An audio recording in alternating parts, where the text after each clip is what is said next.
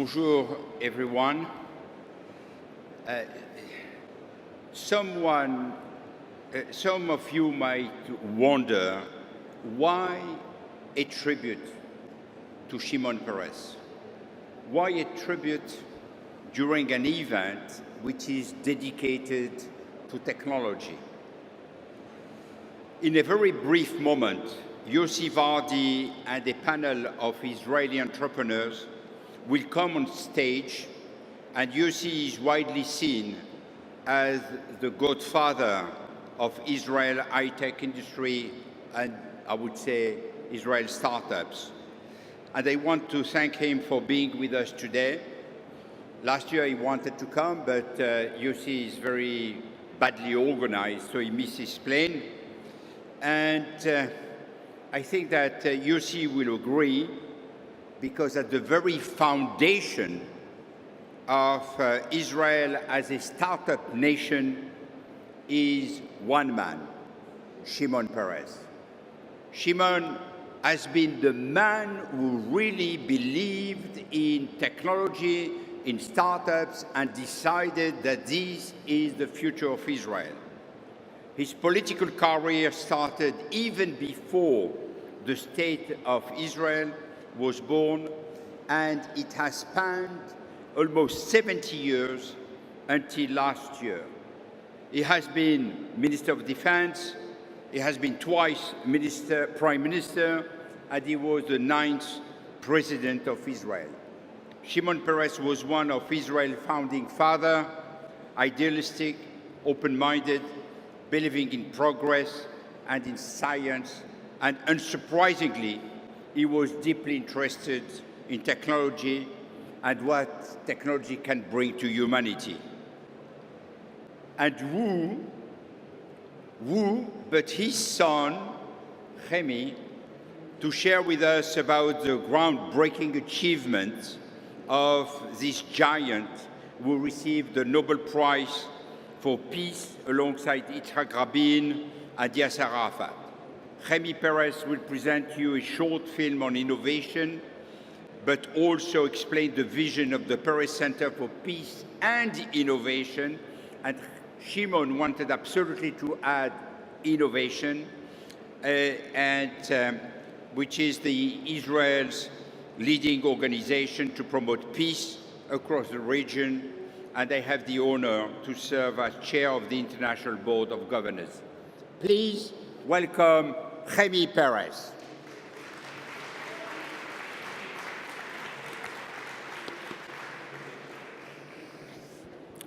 Good afternoon. With your permission, I would like to start by thanking Maurice Lévy for many years of friendship with my father, with Israel, a great business leader who is now building Viva, which I hope will become the powerhouse of technology in Europe and one of the leading conferences in the world. So I congratulate you for that. I was here last year and I spoke with Maurice, and we talked about the fact that my father should maybe start this conference, the second one. Unfortunately, that never happened. My father was a great optimist. He used to say that pessimists die the same way, but they live very different life. With that notion, I would like to start the tribute today, Maurice, and thank you for lending us the stage. My father believed that science and technology are holding the key for future peace in the world. He believed that science and technology are becoming more important than land, natural resources, and cheap labor. He believed that we are traveling a journey from an old world to a new world. And in his words, when he described the journey, he said, we're coming from a world where nations are building armies and go to war in order to conquer land, have more natural resources and cheap labor, so they can become great. Well, we know today With science and technology, there is no need anymore for natural resources. We can produce water, we can create energy with science and technology. With artificial intelligence and robotics, we can compensate for the lack of cheap labor. And my father truly believed that for the first time in human history, nations can become great, not on the account of other nations. With that in mind, we started to write the next chapter in Israel and the next chapter within the Paris Center for Peace. Last July, 2 months before he passed away, we launched at the Paris Center for Peace, together with our Prime Minister and our President, the Israeli National Center of Innovation. We will tell the remarkable story of Israel, the startup nation, the remarkable story of my father's life, who came from Europe to build a nation, to secure it, and to pursue peace. A nation that draws all that it has from the human brain and not from the land. It will be a transformational journey from an old world to a new world. It will be a place where we will inspire the young generation to be optimistic, to shape their future, to subscribe to work with science and technology alongside moral values and fulfill their dreams. It will be a place where Israel will showcase what it has done for the world, for Tikkun Olam, to make the world better. And it will be a place upon which we will cultivate innovation affairs between us and other countries that are becoming innovation nations, offering them to build similar centers in their homeland. I would like to share with you a taste of that vision in a short video that was created by the wonderful team at the Paris Center. We're going to start that project in September, the physical part of it, and we will launch and open the center to everyone in September 2018. Please refer to the screens.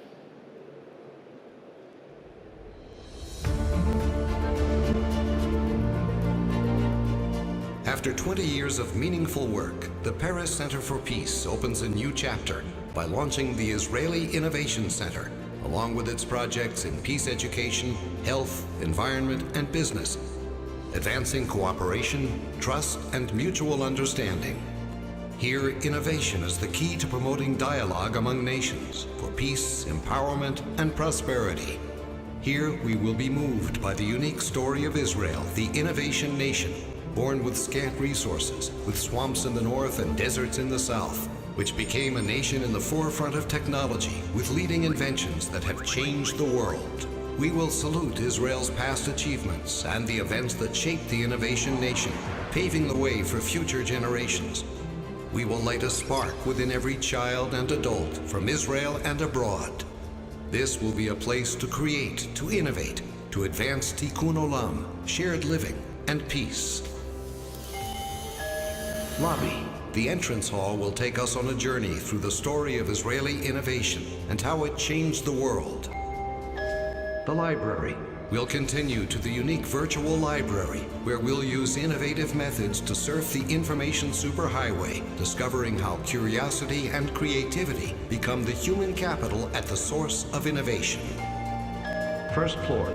Going up one story, we'll learn how tiny Israel became the startup nation, filling us with pride and lifting our spirits to new heights.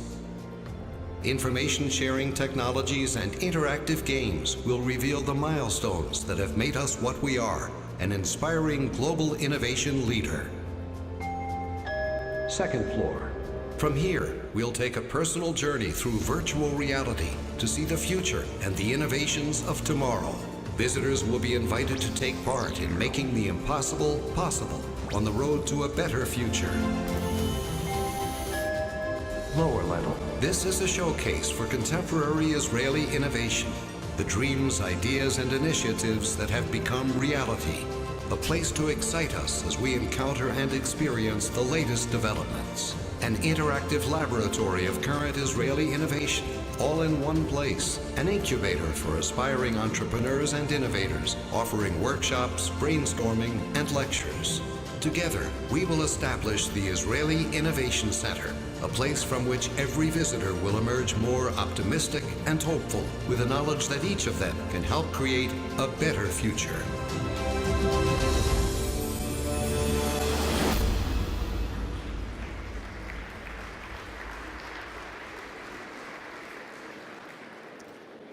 Thank you very much. 1 month before my father passed away, I asked him if there's anything he regrets about. And my father told me, there is only one thing that I regret in my life. He said, when I look at the reality, what we, and referring to the founding of Israel, what we dreamt about, and when I see what we have realized, I know that our dreams were too small.